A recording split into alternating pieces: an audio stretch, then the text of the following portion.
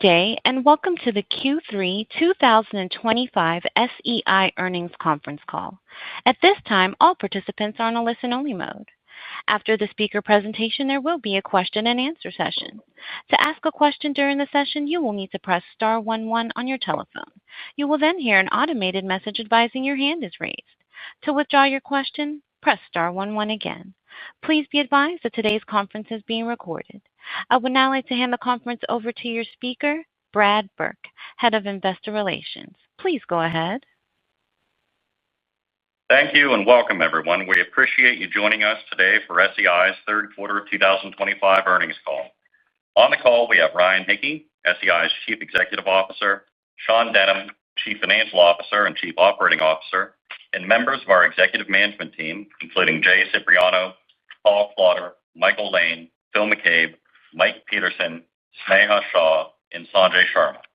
Before we begin, I'd like to point out that our earnings press release and the presentation accompanying today's call can be found under the Investor Relations section of our website at seic.com.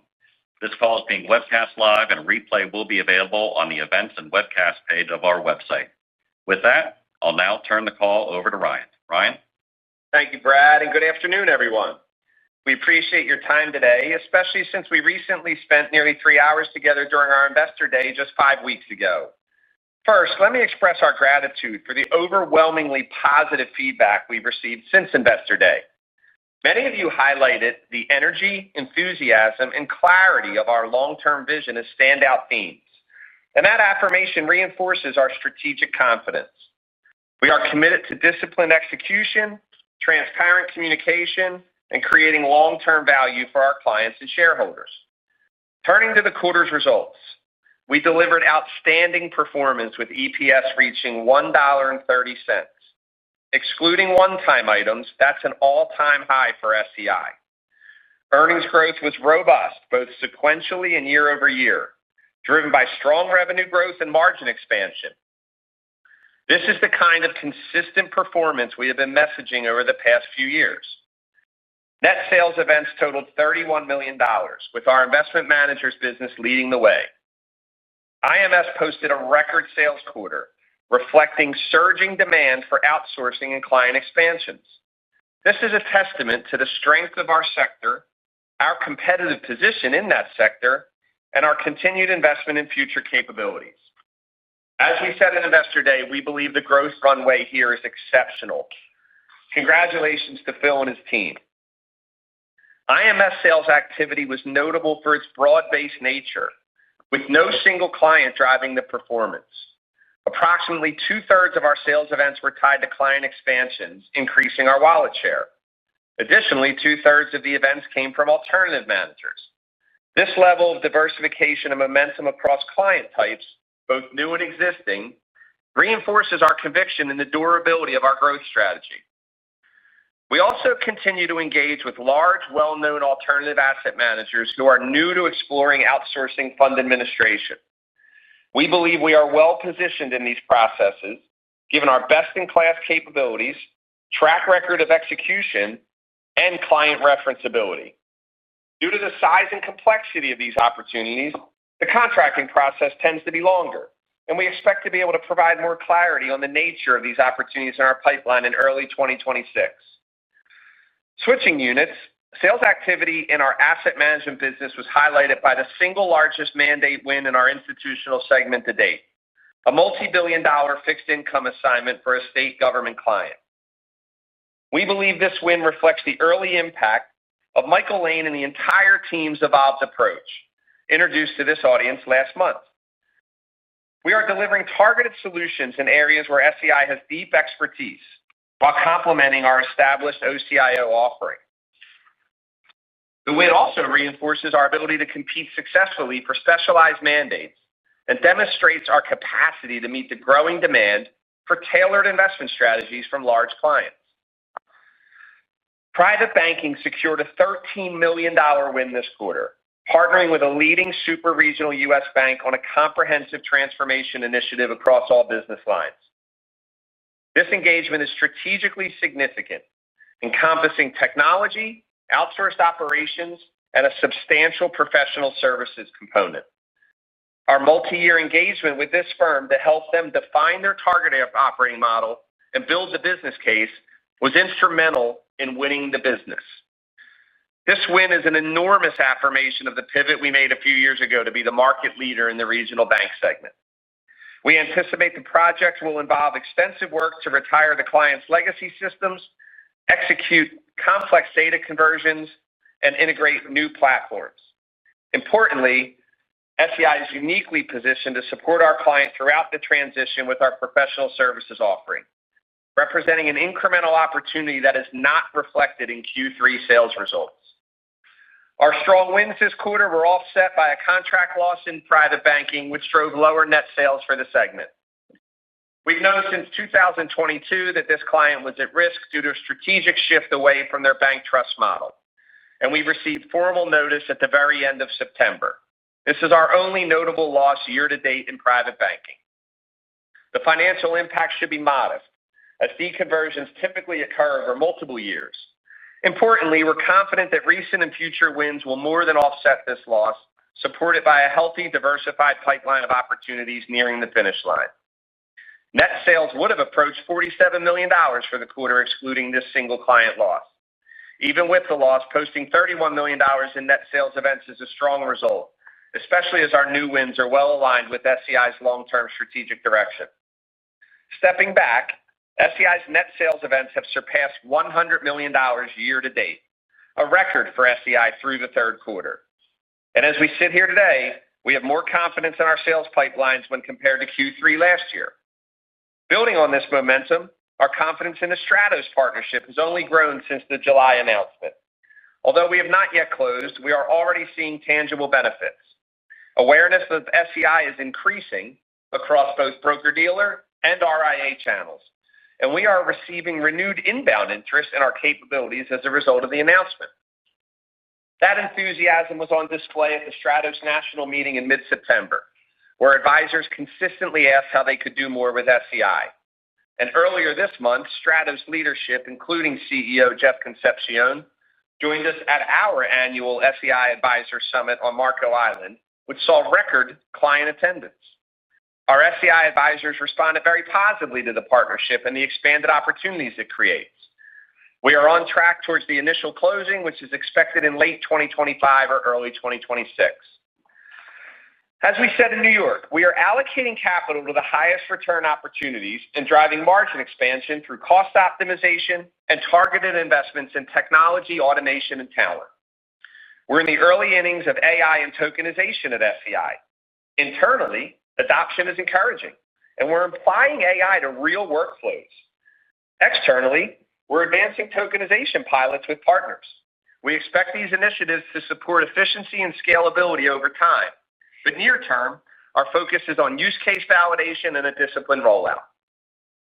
In summary, our year-to-date sales events, record EPS, and expanding pipeline reflect SEI's continued momentum, underpinned by disciplined execution and a clear enterprise strategy. Our integrated approach is breaking down silos and enabling us to scale across segments, capture wallet share, and deliver consistent, repeatable growth. We are laser-focused on value creation, measured by operating margin, EPS growth, and total shareholder return. Significant opportunity is ahead, and our confidence in SEI's ability to execute and outperform is stronger than ever. And with that, I'll turn it over to Sean. Thank you, Ryan. Turning to slide 4, SEI delivered an excellent quarter. Let me start by calling out the unusual items that impacted our Q3 earnings. We recognize the benefit of approximately $0.03 from insurance proceeds related to a 2023 claim into other income, and an additional $0.01 from an earn-out true-up in our advisors' business. These gains were offset by $0.02 of M&A expense tied to our planned acquisition of Stratos and $0.02 of severance expense related to cost optimization initiatives. For context, unusual items benefited EPS by $0.58 last quarter and $0.08 in Q3 of last year. Excluding these items, EPS grew meaningfully, up 8% sequentially and 17% year-over-year. It's worth repeating. Q3 represents an all-time record level of EPS for a quarter excluding unusual items like the significant gain on sale realized last quarter. Let's take a closer look at how each of the business units performed on slide 5. Private banking saw a 4% increase in revenue year over year, thanks in large part to healthy growth on our SWP platform. Our investment manager segment delivered another standout performance, posting double-digit revenue and operating profit growth. We continue to see robust growth in alternatives across both the U.S. and EMEA. Traditional revenue in IMS also grew at a healthy pace, benefiting in part from favorable market appreciation. Turning to advisors, this business posted the highest year-over-year revenue growth among all of our segments. We're seeing growth driven by market appreciation, the contribution from our integrated cash program, and improving momentum in the underlying business. Institutional revenue and operating profit were essentially flat for the quarter, reflecting lower equity exposure and less benefit from market appreciation compared to our advisors' business. On a sequential basis, both revenue and operating profit increased across all business units, with especially strong margin expansion in investment managers and advisors, as you'll see on slide 6. Margins were solid in Q3, with meaningful improvement both year-over-year and sequentially. The year-over-year decline in private banking margin was due to one-time items that benefited last year's results. If we exclude those, private banking margins would have increased by approximately 60 basis points. Institutional margins declined sequentially, mainly due to a handful of choppier items in both the current and prior periods. None of these were individually material, but the impact is more pronounced given the lower revenue base in this segment. For investment managers, margins came in ahead of what we communicated last quarter, supported by revenue growth that exceeded 25% annualized from Q2 to Q3. This growth was fueled by factors that are inherently difficult to forecast, such as market appreciation in the traditional business and the timing of capital deployment in the alternatives business. Advisors' margin growth reflected strong revenue growth and a $2 million earnout true-up, contributing about 120 basis points to Q3 margin. Margin improvement also benefited from our integrated cash program, which added $10 million to operating profit versus the prior year. Finally, we incurred severance costs of nearly $4 million this quarter, reflecting our commitment to supporting employees through transitions as we continue to evolve our business. The impact was spread across all business units, and most notably, corporate overhead. Excluding severance and approximately $3 million of M&A costs related to Stratos, corporate overhead came in at $38.5 million for the quarter. Turning to sales events on slide 7. Brian discussed the most notable items in the quarter, including strong wins in investment managers, our large regional bank win in private banking, and a significant institutional win with a new government client. In asset management, this quarter's wins offset client departures, most notably in our institutional business. While losses were previously the only story in this segment, we are now seeing growth elsewhere that offsets these headwinds, a promising sign for the trajectory of our asset management businesses. Turning to slide 8, SEI delivered strong asset growth, both sequentially and year over year. Growth in assets under administration was broad-based across CITs, alternatives, and traditional funds. While CITs and traditional funds received some benefit from market appreciation, the majority of AUA growth was driven by alternatives. Assets under management also increased, with modestly positive net flows in advisors, driven by accelerating growth in ETFs and SMAs, which offset continued pressure on traditional mutual funds. Institutional flows were essentially flat, reflecting offsetting sales events. While overall net flows were modest, this trend marks a clear improvement over prior years and supports our evolving asset management strategy. LSV assets under management increased over 4% from Q2, driven by strong market performance and outstanding performance relative to benchmarks. Market appreciation was only partially offset by nearly $3 billion of net outflows, similar to the pace realized in the first half of this year. LSV performance against relative benchmarks is supporting continued strength in performance fees, which totaled $8 million, or $3 million at SEI share in Q3. Turning to capital allocation on slide 9. We ended the quarter with $793 million of cash and no net debt. We are maintaining an excess cash balance in anticipation of funding the First Stratus close with the balance sheet cash. Share repurchases represented a primary use of capital, totaling $142 million in Q3 and $775 million for the trailing 12 months. That represents SEI repurchasing more than 7% of shares outstanding just over the last year. At the same time, we're deploying incremental capital to strategic investments that support long-term growth. This quarter, we made a $50 million anchor investment in LSV's market-neutral hedge fund. Our early commitment adds credibility to the new strategy and is expected to support future fundraising from institutional investors. Our investment had a strong start, contributing $1.5 million to Q3 results before taxes, which is captured in net gain on variable interest entities. In summary, SEI's third quarter results reflect continued progress across our core businesses. We are focused on driving growth, optimizing margins, and deploying capital to maximize shareholder value. With that, operator, please open the call for questions. Thank you. As a reminder, to ask a question, please press star 11 on your telephone and wait for your name to be announced. To withdraw your question, press star 11 again. One moment while we compile the Q&A roster. And our first question will come from the line of Crispin Love with Piper Sandler. Your line is open. Thank you. Good afternoon. Hope you're all well.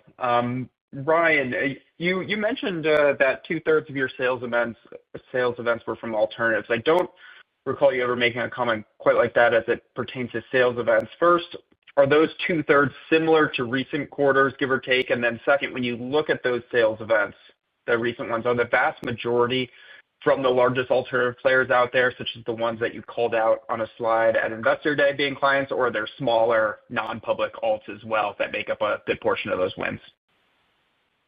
Hey, Crispin, great to hear from you. It's a great question. I'll go kind of high level and then kick to Phil.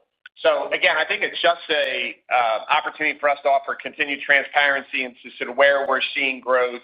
And as we touched on in the Investor Day, when you look at alternatives in that overall space and the surging demand for outsourcing that I mentioned, we're just kind of calling that out and trying to give a little bit more transparency and granularity. But when you go to Phil, if you want to chime in here, I think the Crispin's question is it a lot of the same names that we highlighted that day or new names or a little bit of both? Thanks, Crispin. This is Phil. Actually, it's a mixture of everything, large clients, small clients, but no single event was greater than 10% of the overall number. So it really is a mixture of things, anywhere from private credit to insourcers moving to outsourcing to retail alts to, pretty much across the board. We're seeing a lot of alternatives in CITs, but it really was a mix. We expect some other announcements probably early next year that talk a little bit more about some of the larger managers that are moving from insourcing to outsourcing. Great. Thank you. I appreciate that, and definitely good news there. Second question, can you just give any color on the known contract loss in private banking? Was it a long-time client? Any detail on the loss? Was it a merger, competitor takeaway? Just any color would be great. Sanjay? Yep, I can answer that question. So first of all, I want to highlight this is one-off loss in last 3+ years since I took over this responsibility. And this is something, as Ryan mentioned, we knew about it since 2022. This was a major operating model change for this client. And so we should not read this like a trend. This is one-off scenario. We have worked with the client. And as you could see, these kind of deconversions, they take a long time. The onboarding takes time. The deconversion also takes longer time. But as Ryan has mentioned and Sean has called out, that to be on safer side, we took the hit and announced it in one go. Ryan, you want to add anything? I do. And I think, Crispin, it's really important to note, and we tried to call this out specifically in the script, We got the notice literally at the very end of September. And it's a firm that we have known a long time. We have been, actively engaged in trying to help them think through their future operating model. But as Sanjay just highlighted there, we got the notice. We took the entire loss. I don't think we have full transparency into the entire deconversion schedule and exactly what will go when. So we're definitely erring on the side of conservative here. And I think it's really important to emphasize Sanjay's point. This is a one-off event. This is absolutely not a trend, and it can't be ignored, the win that we also have in this quarter as well. But, certainly not one. We don't like losses. We worked really hard with this firm. We will support the firm actively as a great partner through their transition to a new operating model. And as you know, I always live in a world of optimism. I think there's always going to be more opportunity for us when we treat the client right on the way out. They will probably find a way back to SEI in other ways. Perfect. Thank you. I appreciate taking my questions. Thank you. One moment for our next question. And that will come from the line of Jeff Schmidt with William Blair. Your line is open. Hi, thank you. For the integrated cash program, you're earning close to the Fed funds rate on that cash with a little spread. Is any of that getting a fixed rate, or are you considering allocating some of that to fixed rates now that the Fed is easing again? Or how should we think about that? This is Paul, Jeff. So on that, we're earning about 370 basis points presently, and we're giving the investor about 55 basis points yield, which is pretty attractive versus our competitors. So we'll continue to look at that investor yield as rates come down. Typically, when a rate comes down 25 basis points, we usually impact the investor by 15, and then we would impact ourselves at 10. At some point, we'll get to a floor, but that's kind of the current program and the current state of affairs on the integrated cash. I think one thing to note when it comes to the integrated cash is to also note that we have 20 times the amount in integrated cash and fixed income portfolios. And so when you see a decline in rates, you typically are going to see over time an increase in price. And so some of that, if you look at it in isolation, it'll have an impact, but overall it'll be muted by the amount of fixed income we have in our portfolio. Okay. And then in private banks, just looking at the expense growth there, it's running a little bit higher over the last quarter or two, than we had seen in the previous, really probably year or two. Is that mainly investments in talent that you've been calling out recently, or what's driving that? And then how should we think about the, offshoring with the new service center? Would that bring growth down over time? Jeff, I don't think there's anything unusual to call out here with banking, if Sanjay wants to provide color. Some of it's just, as Sean mentioned, investments we make to kind of onboard the backlog, make sure that we're kind of set up to, really successfully create the experience that we want with these clients. But I don't think there's anything you should read into that, Sanjay. And I would echo the same. I think for us, the number one most important thing is backlog delivery. The signing a new client is a great thing. Yes, we all celebrate. But successfully delivering and onboarding those clients is equally important. And that's why you would see sometimes that, yes, and that could be for professional services delivery, or it could be converting new clients. Okay, great. Thank you. Thank you. One moment for our next question. And that will come from the line of Alex Bond with KBW. Your line is open. Hey, good afternoon, everyone. Thanks for taking our questions. Just wanted to start with the IMS business. Obviously, a strong quarter there. And I know you mentioned the growth there was in part driven by market appreciation and the deployment timing. But just trying to size up if the 3Q margin level is the right way to think about the margin for this business on a forward basis, considering the alts deployment, and then also just how the margin here might be impacted sequentially by the ongoing investments you're making, and just trying to see if there will be any impact there, from a timing perspective, just in terms of a higher expected investment level in one quarter or the other.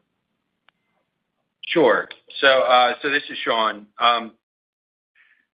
So as I indicated last quarter, we were actually kind of giving some light guidance to the street that the margin improvement, we're anticipating good margins going forward, but we do know we need to make certain investments whether it's anticipation of new clients coming on board and us hiring ahead of those clients. Again, as I mentioned in my remarks, the Q3 improvement in margins did take us a little bit by surprise.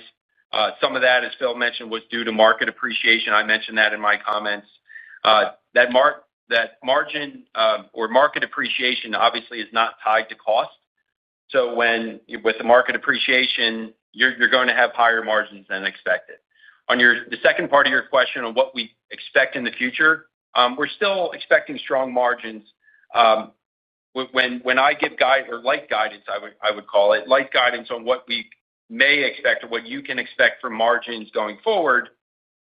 I'm really giving more guidance over a period of time as opposed to quarter over quarter. So we do have, for Q4 going into Q1 into next year, we will continue to be making investments into the platform. There's certain things that in Phil's business we need to invest in front of, whether that's hiring talent in order to support future growth, whether that is certain parts of our technology base. So in a broad brush, we would expect margins to be relatively flat, if not a downtick, especially as we move into 2026. Got it. Understood. I think the other thing it's important to add to that, though, and I think we try to continue to emphasize this message. When we think about how we run the company, we're not trying to run the company on a unit-by-unit basis and get too focused on the individual margins in the unit. So if we saw, and I'm not forecasting or foreshadowing anything, I'm just saying what we see, as Phil talked about in New York, what we see with that pipeline and what we see with that client base right now, we are going to maximize that opportunity. And if that required us to take the margins down a little bit in IMS, we would be more focused on SEI's margins and what we would do in other units to make sure SEI's margins continue to grow and expand, as Sean talked about in New York. But, I mean, Phil, I think, is really consistent as he was in New York and here. We are really, really enthusiastic about what we see right now with our existing client base and pipeline in IMS and where we're positioned competitively. We will not let that window pass us by. Got it. Understood. No, that's helpful. And then maybe just one more, just wondering if you could speak to the sales mix between U.S. and international this quarter and also maybe how that's tracking year to date relative to last year. I know it's still early days on the revamp for that area of the business, but maybe additionally, if you could just walk us through maybe what we should be looking for over the coming months and quarters as it relates to just tracking the progress you're making on the international front. Thank you. Yeah, this is Sanjay here. So on the international front, as I said on the Investor Day, we are in the early phases of defining our go-to-market strategy. And as I said at that time, we are going to focus on maximizing our presence in the jurisdictions we already have presence. So, for example, UK or Dublin or Luxembourg, those jurisdictions, how we continue to expand our presence there. And we are in the process of defining our strategy. And the other part, we're looking at, how we maximize our opportunities through existing clients. The clients, we already have relationships in U.S. market, and they have presence in those jurisdictions. So that's what our focus would be. Ryan, Sean, you want to add anything? Yeah, this is Sean. I'll just echo what Sanjay said. Coming off the heels of Investor Day just a few weeks ago,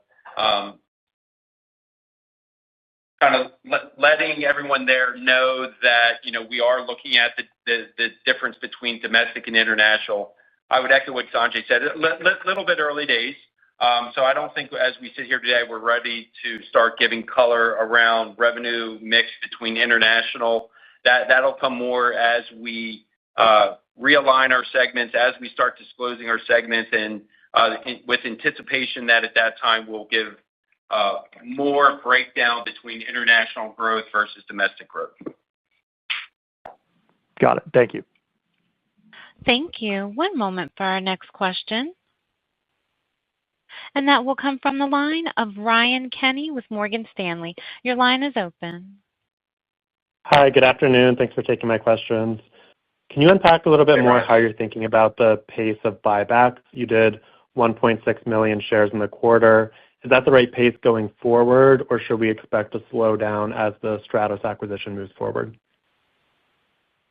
Yeah. So, the way I would answer that is very similar to the way I answered at Investor Day. So we are expecting that free cash flow on a forward-looking 12-month run rate we would be returning that 90 to 100% through dividends or buyback.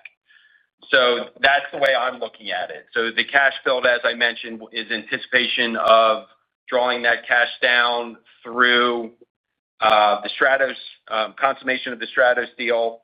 And then going forward, I think you can expect whatever our free cash flow that we generate, we're going to be returning that somewhere between 90 and 100% back to the shareholders, either through dividends, but primarily through buybacks. Thanks. That's helpful. And then separately, we've seen some modest credit fears in the market with a few bankruptcies, and you're a big private credit servicer. So are you seeing any impact at all in your private credit servicing pipeline? It sounds like no, all good, but would be helpful to clarify. Sure, Ryan. This is Phil McCabe. I would start by saying that IMS's business is really, really diversified by product, by jurisdiction, by type of client. But we have spoken to a lot of our private credit managers. They literally are the best of the best in the industry, and they really know how to manage credit risk. They tell us that they're not concerned at all. They're still launching products aggressively. And, collectively, they do say that there could be a new manager that entered the space on the smaller side, and there could be some struggles in the future, but that's in a part of the market that we really don't play in. We're on the higher end of the market. They're doing really well. The one interesting fact on top of all of that is that we really get paid for the most part with private credit based on invested capital. So we're not subject to mark-to-market or NAV. So we don't really, as of right now, we don't see any real risk for the business. Thank you. Thank you. As a reminder, if you would like to ask a question, please press star 11. And our next question will come from the line of Patrick O'Shaughnessy with Raymond James. Your line is open. Hey, good afternoon. So I understand and I heard you when you said that we should not read today's chunky client loss that you spoke about in private banks as a trend going forward. But to what extent are there other high-risk relationships in your existing private bank's client portfolio that you're keeping an eye on at this point? Patrick, that's a great question. As of today, we are not aware of any such large client or any such large risk. I would share one example.